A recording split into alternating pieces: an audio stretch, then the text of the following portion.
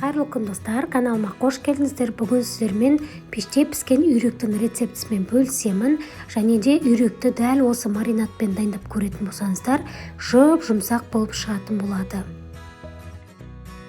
Ең алдымен үйректерімізді жақсылап тұздап шығатын боламыз.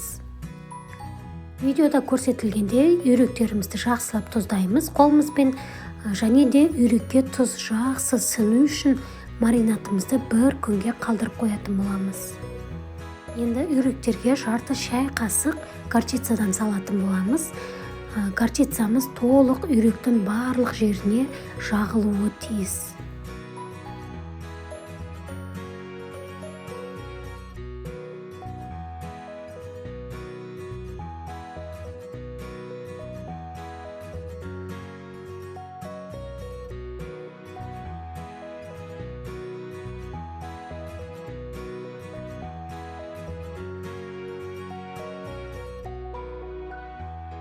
Үйректеріміздің келесі бетін дәл солай тұздап және горчицадан жағып, толық барлық жеріне горчицамен тұз жағылуы тиіс.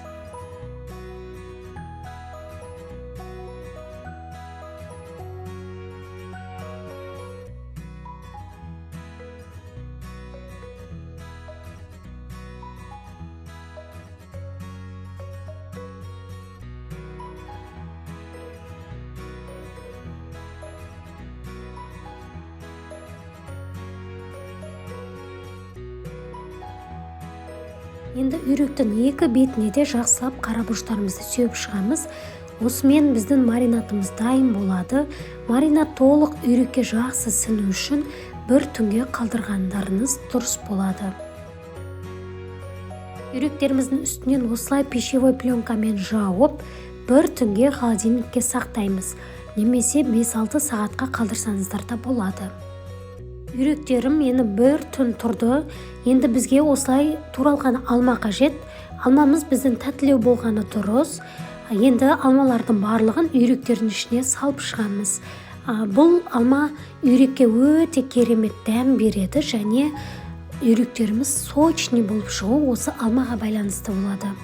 Алмаларымызды толық үйректің ішіне салып шыққаннан соң осындай ашық жерлерін зубочисткамен осылай қыстырып шығатын боламыз.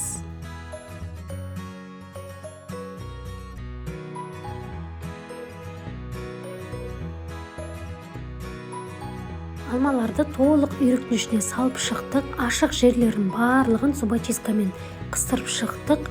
Енді осы дайын болған үйректің бетін фольгамен жауып, 200 немесе 220 градус қызып тұрған пешке 1,5 сағатқа үйректерімізді пісіріп аламыз. Менде 1,5 сағат өтті. 1,5 сағаттан соң үйректің бетіндегі фольганы алып тастаймыз да соя мен балды араластырамыз. Осылай араластырып, үйректің бетіне жағып шығамыз.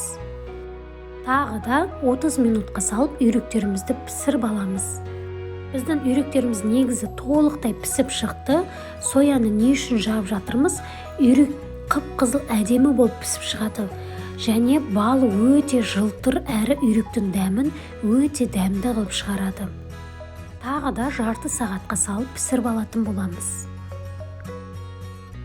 Үйректеріміз біздің дайын болып шықты. Беті негізі күймеген. Сояны үстінен жаққаннан соң осылай үйректеріміз қызарып шығатын болады. Өте жұмсақ әрі дәмі өте керемет болып шыққан. Достар, осы рецептпен дайындап көріңіздер, және астарыңыз дәмді болсын.